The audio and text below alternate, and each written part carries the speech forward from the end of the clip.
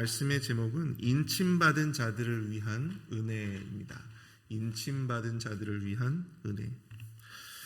제가 요한계시록 1장 처음 부분을 시작을 하면서 이 요한계시록이 반전의 책이다 그렇게 말씀을 드린 적이 있습니다. 그런데 정말 이 요한계시록을 깊이 들여다보면 볼수록 이 책이 그냥 무자비한 심판과 종말에 대한 이야기가 아니라 이 말세 시대를 살아가는 그리스도인들을 향한 이 하나님의 섬세한 어떤 위로와 또 섬세한 배려의 책이라고 느껴지는 것이죠. 우리는 어제 김준영 목사님으로부터 인의 재앙에 대해서 들었습니다. 7인의 재앙 가운데 어제 본문까지가 첫 번째 인의 재앙, 그리고 6번째까지의 인의 재앙이 기록이 되어져 있었죠. 그런데 이 6번째 인의 재앙과 그리고 7번째 인의 재앙 사이에 오늘 본문이 위치하고 있다고 하는 것입니다. 7인의 재앙은 말 그대로 죄인과 이 악인들을 향한 공의의 심판을 의미합니다. 하나님은 정확하게 공의의 잣대로 죄인과 악인들을 심판하십니다. 그런데 그러한 심판과 재앙이라고 하는 것이 단순히 이 죄인들과 악인들에게만 두려움과 공포를 주는 것은 아니다라고 하는 것이죠. 비록 그 두려움과 공포의 대상은 아니지만, 비록 이 악인과 죄인들이 아닌 의인들이라 할지라도 이러한 재앙과 또한 이러한 어떤 환난, 심판을 옆에서 지켜보게 된다면 그것이 또한 굉장히 의인들에게도, 저와 여러분들과 같은 하나님의 자녀들에게도 굉장히 큰 두려움과 공포가 될 수 있다고 하는 것입니다. 아마도 요한의 이러한 진노와 재앙의 광경에 대해 읽고 또한 들었던 많은 이들이 두려움과 공포와 더불어 이러한 질문이 그들의 마음속에, 머릿속에 맴돌았을 것입니다. 죄인들과 악인들은 그럼 그렇게 인의 재앙을 통해서 큰 심판을 받게 되어질 것인데, 그렇다면 우리는 과연 어떻게 되느냐는 거죠. 그렇다면 하나님의 자녀들은 어떻게 될 것인가? 그들의 이러한 생각을 대변하듯이 계시록 6장 17절은요 바로 이렇게 끝맺음을 하고 있습니다. 그들의 진노의 큰 날이 이르렀으니 누가 능히 서리요. 누가 능히 서리요. 그리고 오늘 본문은 6장 17절에 이어서 그러한 그들의 질문에 대한 대답처럼 우리에게 주어지고 있습니다. 말세의 날, 세상의 모든 악인과 죄인들이 심판받고 주님의 재앙을 온몸으로 받아낼 그날, 주님의 자녀들, 구원받은 주님의 백성들, 그들은 과연 어떻게 되는 것일까? 오늘 본문은 바로 그날 주님의 선택받은 자들이, 주님의 인침을 받은 자들이 받게 될 구원의 은혜에 대해서 설명하고 있습니다.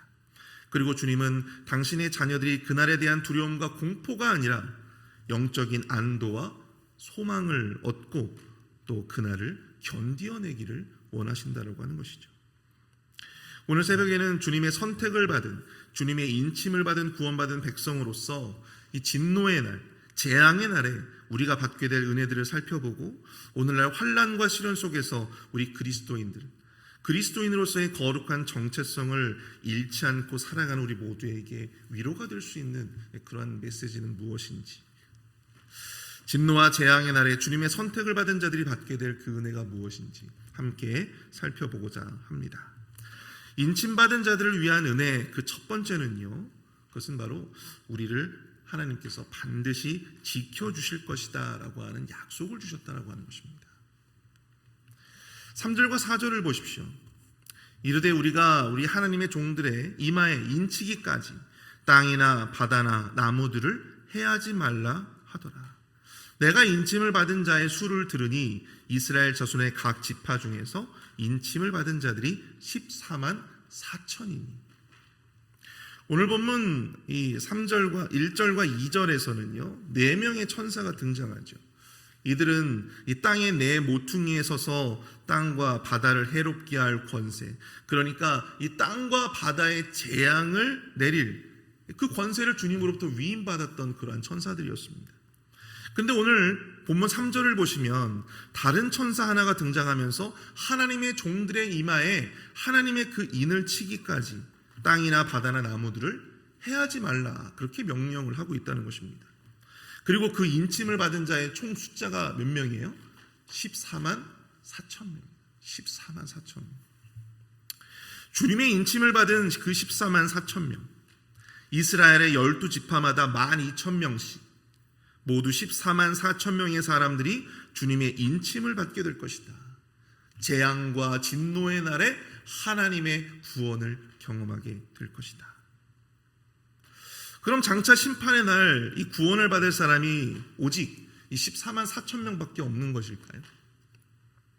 우리나라의 대표적인 이단 사이비 집단인 소위 그 신천지라고 하는 곳에서 이 구절을 문자적으로 해석을 하였습니다. 그래서 이 종말의 날, 재앙의 날에 구원받을 수 있는 이는 14만 4천 명밖에 없다는 거예요. 열린 쿼터가 14만 4천 명밖에 없다는 것이죠. 그러니까 얼마나 그 교주에게 충성을 다 바쳐야 하겠습니까? 그러면서 이 사람들의 충성 경쟁을 요구했던 것이죠. 근데 여러분, 이것은 이 14만 4천이라고 하는 숫자는 단순히 구원받을 사람들의 그냥 총 숫자를 의미하는 것이 아니다라고 하는 것이죠. 이 14만 4천 명의 의미는 무엇입니까? 그것은 바로 하나님의 구원받을 모든 이들, 그 모든 이들을 상징하는 숫자이다라고 하는 것입니다. 이 14만 4천은 단순히 우리가 문자적으로 우리가 해석을 할 것이 아니라요. 당시에 많은 이스라엘 백성들은요, 이 숫자에 나름의 의미를 부여했습니다. 숫자에. 이 14만 4천 명이 어떻게 나온 것이냐면, 여러분들 구약의 12지파가 총 12지파를 상징하는 10이라고 하는 숫자, 그리고 신약의 12사도를 상징하는 10이라고 하는 숫자, 그걸 곱하면 어떻게 돼요? 144잖아요. 그리고 이 1000이라고 하는 숫자가 있습니다. 1000. 이 1000이라고 하는 숫자는 당시에 그 이스라엘 백성들에게 많은 숫자를 상징하는 그런 의미로 이 1000이라고 하는 숫자를 의미를 부여했다고 합니다. 또한 이 군대에서 이 군단의 규모를 이스라엘 백성들이 군단의 진영을 짤 때, 부대의 진영을 짤 때 군단을 상징하는 이 1000명의 숫자를 또한 의미한다고 하죠. 그래서 이들을 곱하면 이 14만 4천이 되는 것입니다. 그래서 이건 단순히 어떤 숫자적인 의미로 우리가 생각을 하기보다는 하나님으로부터 구원의 은혜를 경험한 모든 이들을 그저 상징하는 그러한 숫자라고 우리가 이해를 하시면 될 것입니다. 그러면 인을 친다는 거 하는 것은 과연 무엇을 의미합니까? 성경에서 인을 친다. 성경에서 인을 친다는 것은 크게 세 가지 의미를 가지는데요. 첫 번째는 그것이 내 것이다라고 하는 표식이라는 것이죠. 내 것이다. 하나님의 인을 친다는 것은 그것이 하나님의 소유이며 그 누구도 그 하나님의 소유를 해할 수 없다. 건드릴 수 없다. 이것을 상징하는 것입니다. 둘째는 내가 책임진다는 의미예요. 하나님의 인을 친다는 것은 하나님께서 그것을 끝까지 책임지시겠다라고 하는 것을 또한 의미하고 있습니다. 마지막으로 하나님의 인을 친다는 것은 나를 증명하는 의미로 사용되어집니다. 이것이 내 뜻이다. 이 모든 것을 내가 주관하겠다. 내가 한마디로 내가 보증하겠다라고 하는 것을 의미하는 것이죠. 하나님께서 인을 쳐주셨다라고 하는 것은 당신의 백성들이 하나님의 소유이고 또 하나님께서 그들을 끝까지 책임지실 것이고 또한 그것을 하나님이 보증하시겠다. 책임지시겠다. 그 의미를 담고 있는 것입니다. 아무리 그리스도인들을 핍박하기 위한 악인들과 죄인들의 난립이 있고 그 어떤 환난과 핍박이 몰아친다 해도 주님은 결단코 당신의 소유된 백성들을 반드시 지키시겠다. 반드시 도우시겠다. 반드시 책임지시겠다라고 하는 그 강력한 의지의 행동이 과연 무엇입니까? 바로 인을 치는 행위이다라고 하는 것이죠. 선택받은 이들의 가장 첫 번째 은혜가 바로 이것이다라고 하는 것입니다. 반드시 우리를 지키시겠다. 우리로 하여금 결단코 그 어떠한 해도 그 재앙의 날, 그 종말의 날에 그 어떠한 해도 입지 않게 하겠다라고 하는 하나님의 강력한 의지의 약속을 우리에게 주셨다라고 하는 것이죠.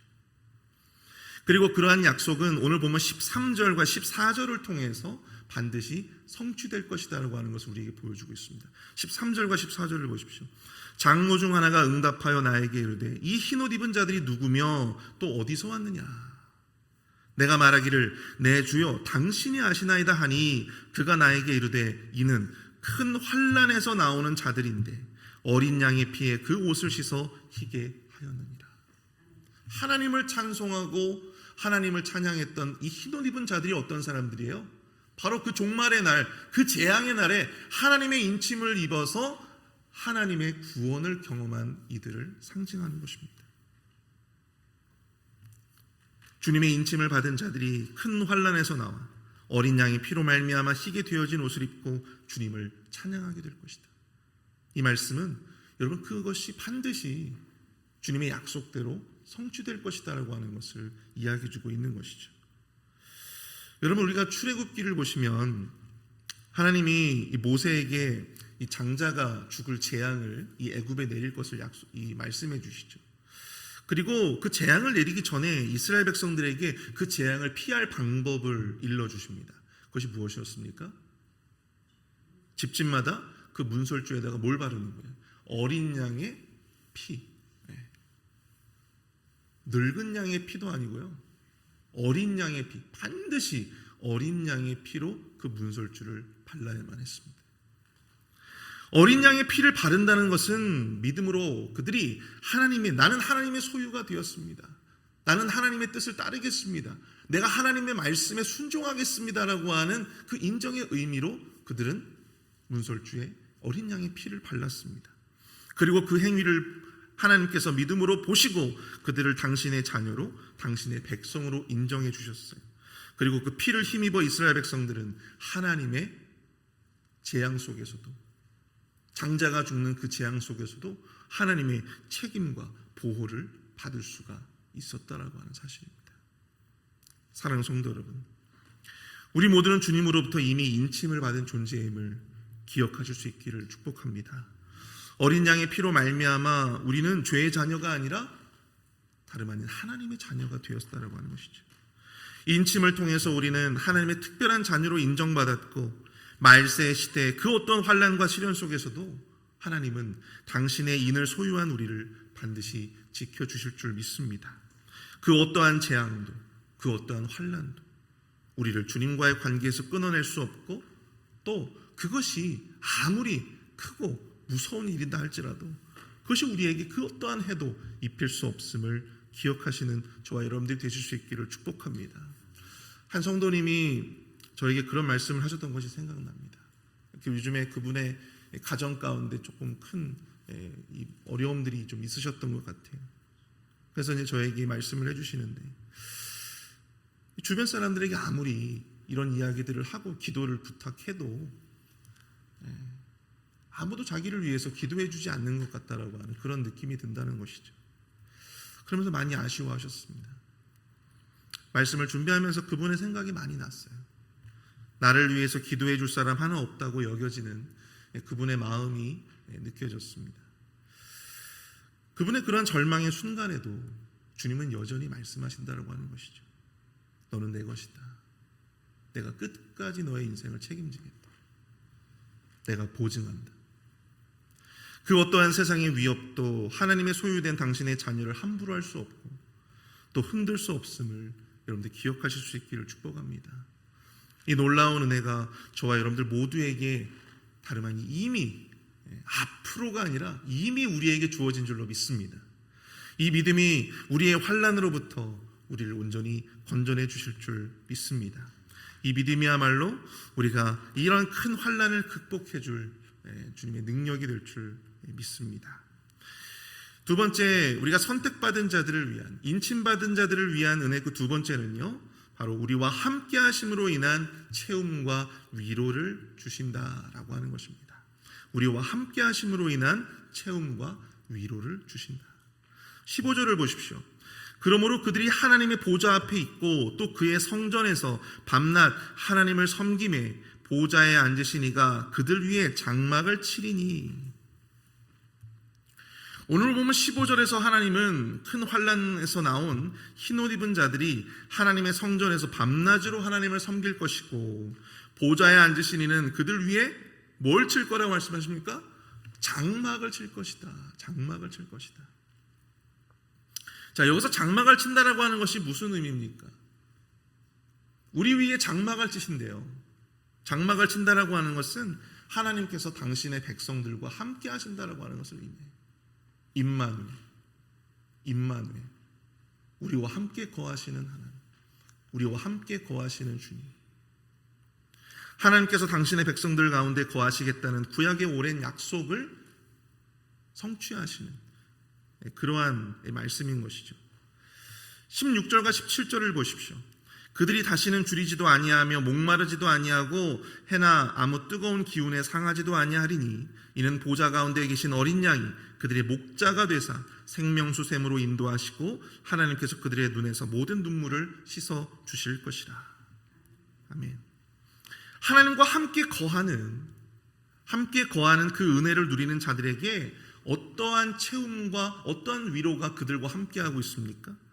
다시는 줄이지도 아니하고 목마르지도 아니하고 그 어떠한 해나 뜨거운 기운에 상하지도 않을 것이다.